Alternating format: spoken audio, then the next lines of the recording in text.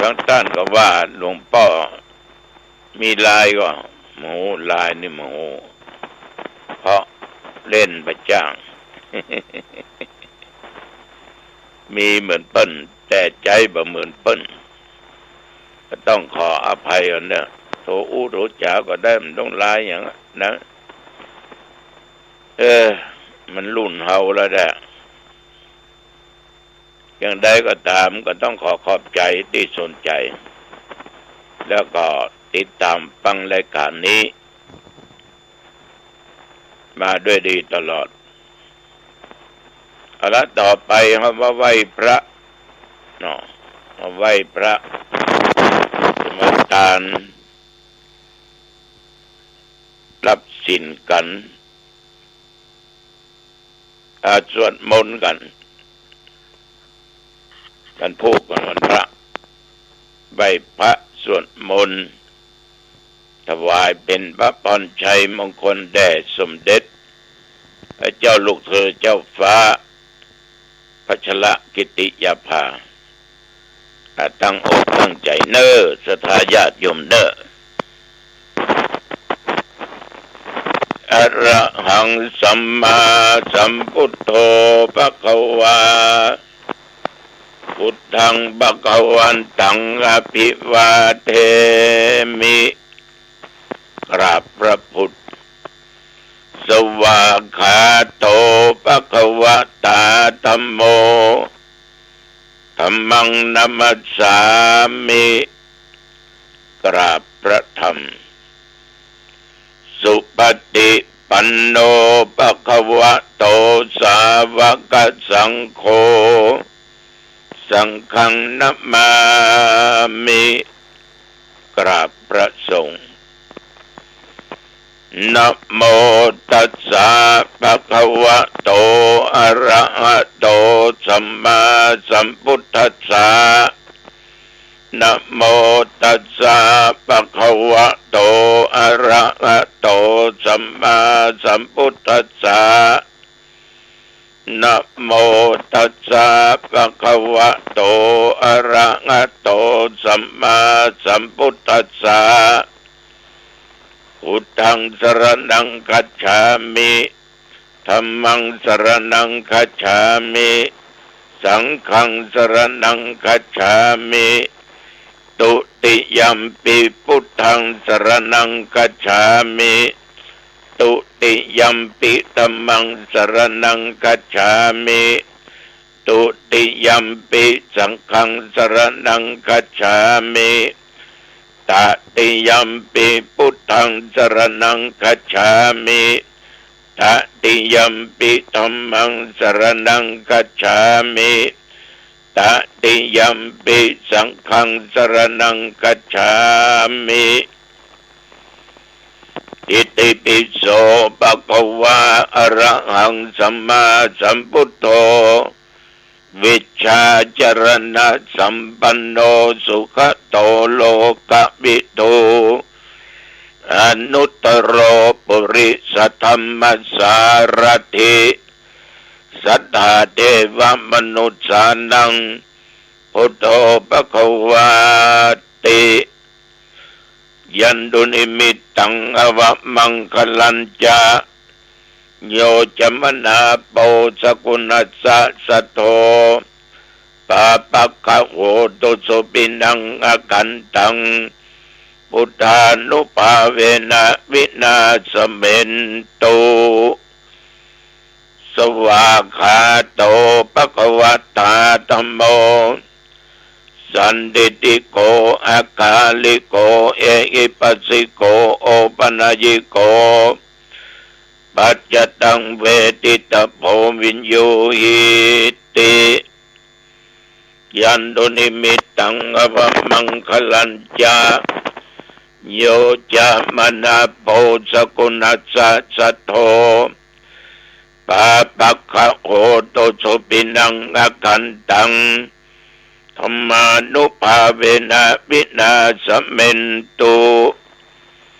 สุปฏิปันโนภควโตสาวกสังโฆ ปุถุปฏิปันโนภควโตสาวกสังโฆ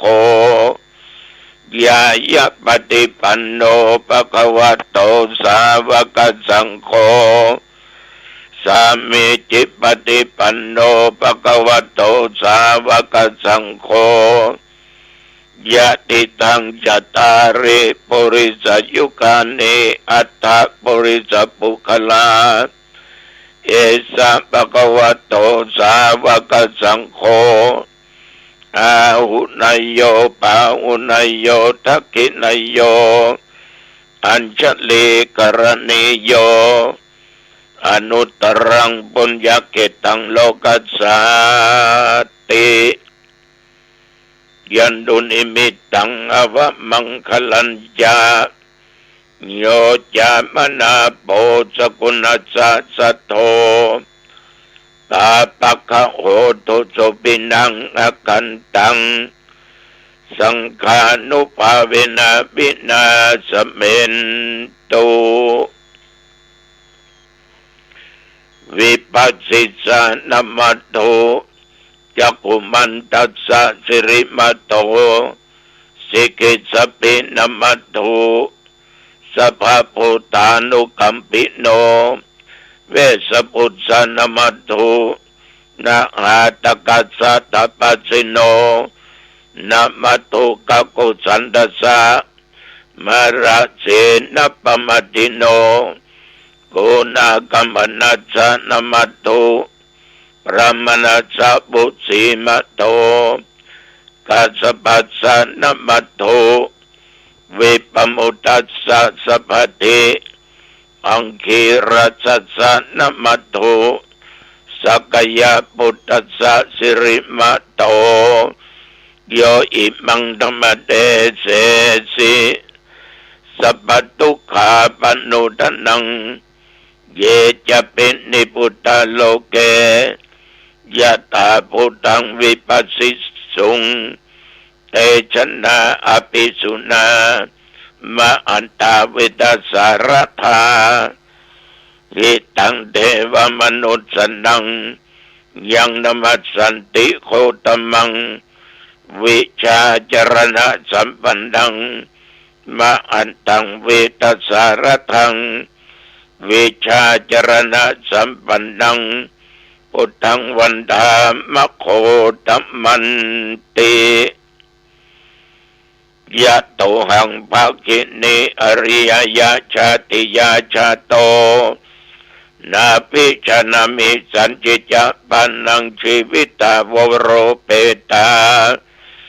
เตนะสัจเจนะโสติเตโหตุโสติกัปปะสะโคชังโคสติสังฆโตธัมมันังวิจโยตถาวิริยัมปิติปัสสติโพชังคาจัตถาปะเรสมาตุเปกโพชังคาสัตเตเตสัพพทัสสินามุนินาสัมมัทคตาภาวิตาภาหุลิกตาสังวัตันติอภิญญายะนิพพานยะจะโพธิยาเกเตนะสัจจวัชเชนะโสติเตโหตุสัพพทาเอกัสสมิงสมเยนะโตโมคลานันจกัสสปังกิลเนตุกิเตติสวาโพชังเคสัตตะเทสญิเตจัตตังอภินันติตวาโรกามุจิงสุตังคะเนเกเตนะสัจจวัชเชนะโสติเตโหตุสัพพทาเอกทาธรรมราชาปิเกลัญเยนะปิปิริโตจุนดาเทเรนะตัญเยวะพนาเปตวานะสัทรังสัมโมติตวาจะอาภาธาธัมหาบุทธาสิธานะโสเอเตนะสัจจวัชเชนะโสติเตโหตุสัพพทาป ปะอินาเตจะอภาทาตินนัมปิมะเยสินังมัคคาอัตตะกิเลสาวะปัตตานุปติธรรมทังเอเตนะสัจจวัชเชนะโสติเตโหตุสัพพทาภวตุสัพพมังคลังรักขันตุสัพพเทวตาสัพพพุทธานุภาเวนะสัทธาโสติภวันตุเตภวตุสัพพมังคลังรักขันตุสัพพเทวตาสัพพธรรมานุภาเวนะสัทธาโสติภวันตุเตภวตุสัพพมังคลังรักขันตุสัพพเทวตาสัพพสังฆานุภาเวนะสัทธาโสติภวันตุเต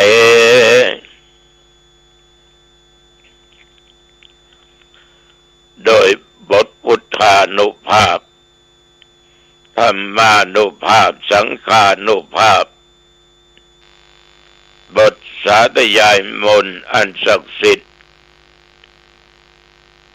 โดยจิตอันตั้งมั่นอัตมภาพขอถวายพระพรชัยมงคลแด่สมเด็จพระเจ้าลูกเธอเจ้าฟ้าพัชรกิติยาภาขอให้พระองค์จงทรงหายจากอาการพระประชวรมีพระสุขภาพพลามัยอันแข็งแรงดุจดั้งเดิมให้พระองค์ทรงมีพระชนมายุยิ่งยืนนานได้120 พระพรรษายิ่งขึ้นไปขอถวายพระพรกรมอุตุบอกตักเตือนว่าภาคเหนือเฮาเนี้ยบ่ว่าจังหวัดใดก็จะเจอฝนเจอลมเจอลูกเห็บอยู่บางที่บางแห่งก็เจอละบางอำเภอก็โดนละนับตั้งแต่เมื่อตะวามาจนถึงปัจจุบันแถวบริเวณใกล้วัดหนองตองบ่มีรายงานฝนตกลมก็อยู่ต่ำปกติแต่อากาศอบอ้าวร้อนมาก39 องศาตอนกลางวันตะวันปัจจุบันนี้ก็18 องศาเมื่อเจ้ามาถึงหนาวฮอดหรออยู่ในห้องก็ยังเย็นอยู่ลงไปกลางลานวัดเย็นก็ไปได้ ฉะนั้นญาติโยมท่านทั้งหลายอันนี้เป็นเรื่องดินฟ้าอากาศเป็นเรื่องธรรมชาติเอาบ่สามารถที่จะไปกำหนดกฎเกณฑ์ได้ย้ายได้สั่งหยุดได้นอกจากเตรียมพร้อม ตั้งแต่ตะวามาจนถึงปัจจุบันบัดเดี๋ยวนี้เมื่อเจ้ามาตอนก็ไปไหนเมื่อค่ำเมื่อคืนก็ไปไหนวันนี้นะทุ่มพื้นพระกันที่วัดถาวรธรรมบ้านเบอร์ตำบลสันบักหวานเพื่อดงเชียงใหม่ทุ่มพระกันที่หันที่วัดถาวรธรรมแฟนบ้านแดไปเนอะ ญาติโยมทั้งหลายโดยว่าก็ได้พบได้ปะญาติโยมหลายหมู่หลายคณะเป็นต้นบาททั้งผู้กำกับ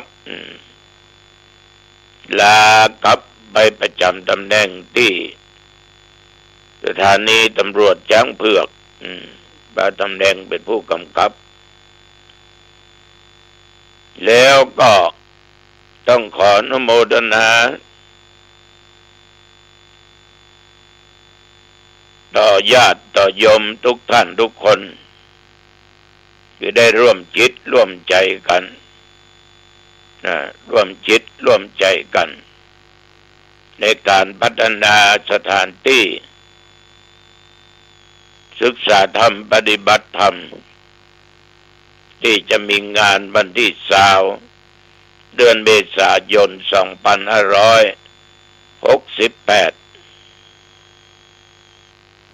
ต้องขออนุโมทนาขอบใจต่อท่านทั้งหลายได้เสียสละโอกาสเวลาอันมีค่าของท่านทั้งหลายได้ไปร่วมกันอนุโมทนาต่อพ่อน้อยสง่าเนื้อแม่วนิดากับลูกเต้าหลานเหลนบ้านบักกายย้อนอำเภอแม่วางจังหวัดเชียงใหม่เปิ้นจะไปทำบุญถวายขันเข้าอยู่ตลอดเวลาเป็นประจำทุกวันจันทร์เว้นจันทร์ก็อนุโมทนาต่อพ่อน้อยสง่ายังได้ร่วมเป็นเจ้าภาพถวายปัจจัยทายทานอันนี้พ่อน้อยบรรหามมาวัดตุลุงยตานนะมีถวายปัจจัยทายทานแก่พระสงฆ์กี่ชุดละต้องหืออันนี้ตัวเจ้าบ่ได้บอกแต่เปิ้นถามก็ประมาณ20 กว่าตนชุดละประมาณ1,500 ของบุญ 1,500 ของบุญปนน้อยเพิ่งก็รับไปสองสั่งนี่แล้วเนาะขออนุโมทนาเป็นอย่างมากเน้อญาติโยมไปจะทำร่วมก็ได้เสริมสร้างบารมีกันกัตมาภาพก็ได้1,500 ของบุญถ้ามีไปช่วยก็จะดีนะพัดลมติดที่วิหารนอกอันลืมไปได้ติดพัดลมตัวต้องหมูนะ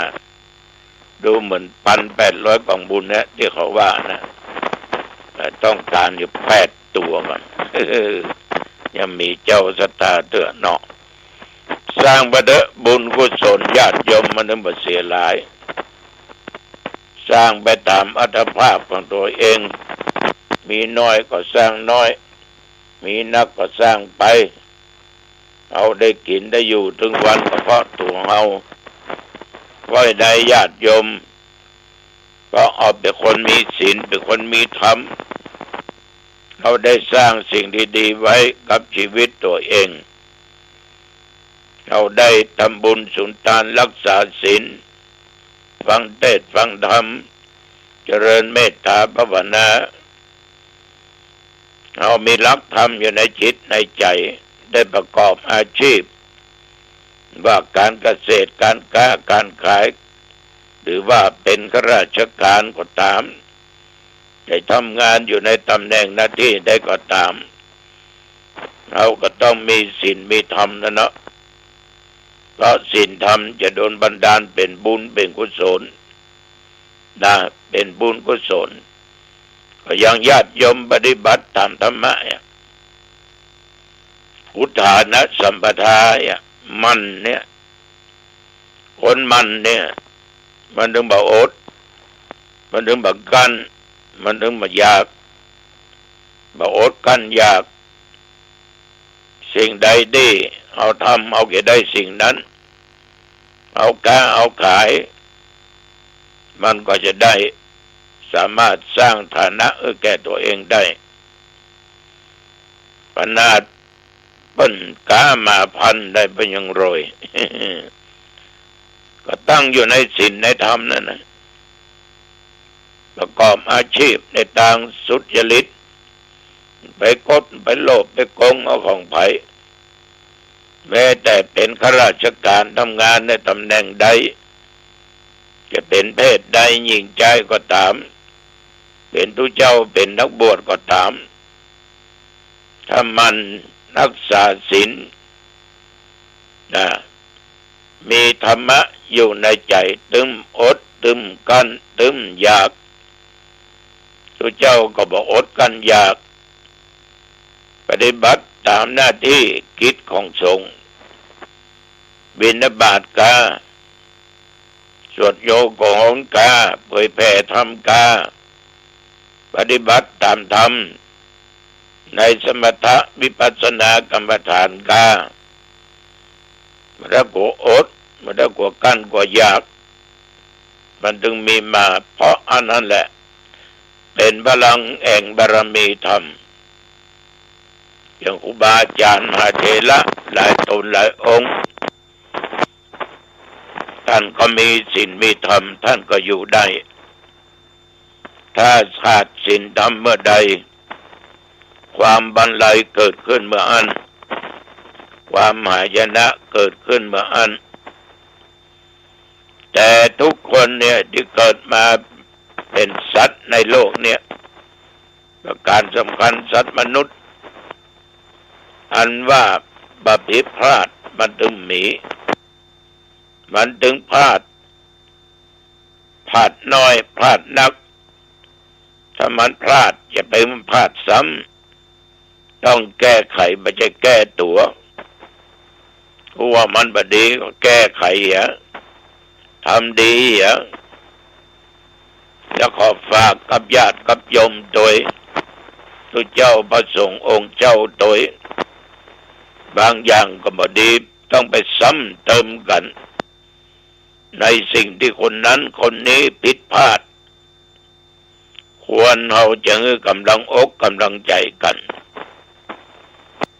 มีเมตตาธรรมต่อกันมีความปรารถนาดีต่อกันมีความฮักต่อกันก็มันพลาดไปแล้วแก้ไขสิ่งที่พลาดตึงมาได้แต่แก้ได้คือจะไม่ทำต่อไปฉะนั้นแบบว่ากระงัดแบบว่าบรรพชิตขอฝากไว้ถ้ามีธรรมะเนี่ยมันเดือดร้อนเอามีศีลมีธรรมถึงมาเดือดร้อนเอามีความขยันก็มาดึงโรยแล้วก็รู้จักเก็บรู้จักรักษาภาษาพระว่าอารักขสัมปทาถึงพร้อมด้วยการรักษาแบบว่าตำแหน่งหน้าที่การงานใดๆก็ตามจะไปทุจริตมันก็ผิดธรรมผิดศีลเนี่ยจึงบอกว่าถ้ามีศีลมีธรรมมันดีทุกอย่างมันจะไปทุจริตมีก็เก็บรักษาเอาไว้กินเอาไว้ใช้เอาไว้ทานเอาไว้ทำสิ่งที่เป็นสาธารณประโยชน์เอาไว้เมื่อตัวตายเมื่อตัวเจ็บคนฉลาดมันจะเกิดอย่างนั้นใจเก็บตายไปละทิ้งไว้ไม่ได้ทำอะไรอย่างสักอย่างญาติโยม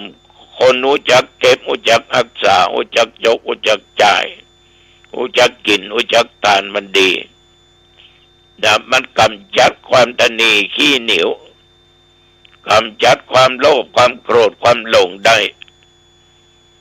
ถ้าคนเขาตายแล้วได้มาตัวสักอย่างขนาดเอาใส่กระเป๋าเตียวกระเป๋าเสื้อก็ยังจกออกอย่าง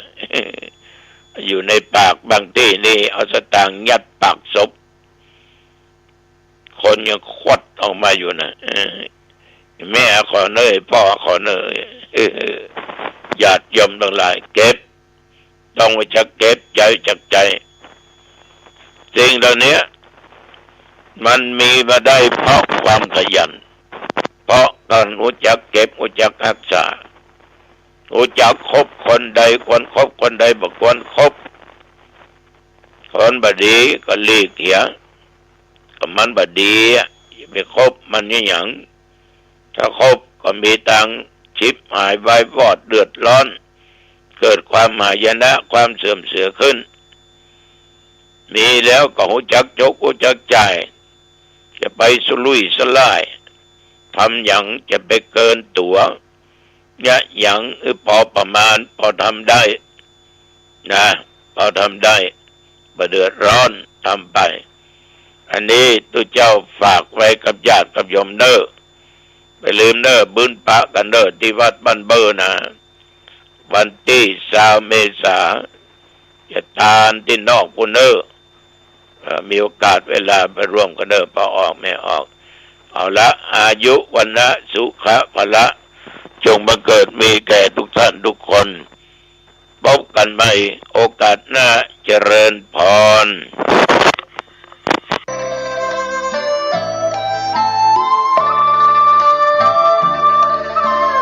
ขอเชิญร่วมบูรณะปิดทองพระเจ้าตาเขียวและบูรณะปฏิสังขรณ์พระธาตุเจดีย์มงคลธรรมณ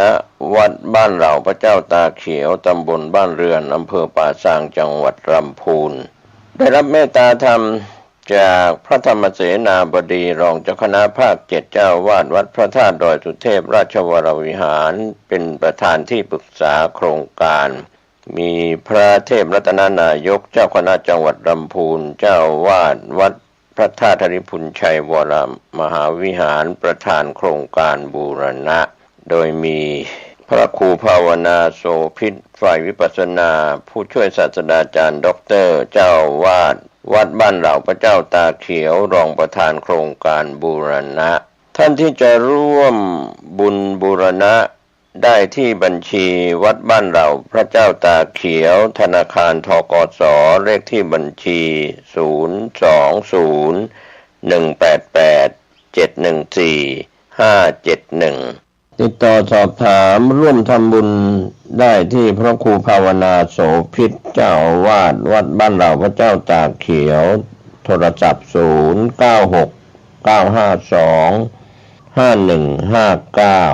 ได้ทุกวันนะครับก็เป็นส่วนที่จะได้ร่วมบุญร่วมกุศลในการบูรณะปิดทองพระเจ้าตาเขียวและบูรณะปฏิสังขรณ์พระธาตุเจดีย์มงคลธรรมของวัดบ้านเหล่าพระเจ้าตาเขียวตำบลบ้านเรือนอำเภอป่าซางจังหวัดลำพูนเชิญท่านร่วมบุญร่วมกุศลเดินทางไปที่วัดหรือทำบุญทางออนไลน์ผ่านธนาคารธกส.ได้ก็อนุโมทนาสาธุกับท่านที่จะได้บูรณะปฏิสังขรณ์พระธาตุเจดีย์และพระเจ้าตาเขียวได้บุญได้กุศลโดยทั่วหน้ากัน